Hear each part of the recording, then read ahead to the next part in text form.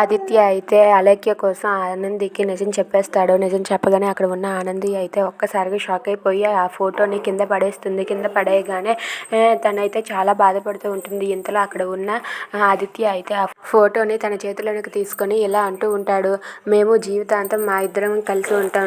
నేను నిన్ను ఎప్పటికీ కూడా భారీగా అంగీకరించలేను ఆనంది.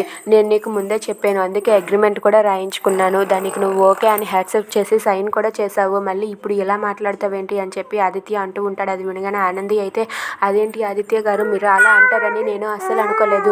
ఆ పెళ్ళికి ముందు అగ్రిమెంట్ రాయించారు అంటే మీకు నా మీద ఇష్టం లేక రాయించారని అనుకున్నాను. తర్వాత మనసు మార్చి మిమ్మల్ని ఎలాగైనా సరే మార్చి నేను మీకు దగ్గర అవుతానని నాకైతే ఒక నమ్మకం ఉంది. కానీ ఇప్పుడు మీ మనసులో వేరొక అమ్మాయి ఉంది అని అంటే నేనేం చేస్తాను?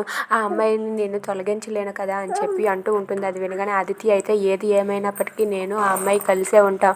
నేను ఆ అమ్మాయి కలిసే జీవిస్తాం. నా మనసులో ఎప్పటికీ కూడా ఆ అమ్మాయి నన్ను యాక్సెప్ట్ చేసినా చేయకపోయినా నా మనసులో ఎప్పటికీ కూడా అలేఖ్యనే ఉంటుంది అని చెప్పి అంటూ ఉంటాడు. అది వినగానే అక్కడ ఉన్న ఆనంది అయితే కిందకు దిగి ఆదిత్య గారు కాళ్ళు పట్టుకొని, ఎందుకు ఆదిత్య గారు ఇలా చేశారు? నా జీవితం నాశనం అవుతుంది. ఒకవేళ మీరు ఇప్పుడు అగ్రిమెంట్ పూర్తవగానే నన్ను వెళ్ళిపోమంటే నేను మా ఇంటికి వెళ్ళి మా అమ్మ నాయనలతో ఏం సమాధానం చెప్పాలి? మీ అల్లుడు గారు అగ్రిమెంట్ ప్రకారమే నన్ను ఉంచారు ఇంతవరకు, ఇప్పుడు పంపించేశారని చెప్పాలి ఆదిత్య గారు. అసలు ఏం చేయాలి మీరే చెప్పండి అని చెప్పి అంటూ ఉంటుంది. అది వినగానే ఆదిత్య అయితే, నువ్వేం చేస్తావో నాకు తెలియదు. నేనైతే మాత్రం అలేఖ్యనే ఇష్టపడతాను. ఇప్పుడే కాదు, ఎప్పటికీ కూడా అలేఖ్య అంటేనే నాకు ఇష్టం. నేను నిన్ను ఒక నా మామూలు వ్యక్తిలాగానే చూశాను.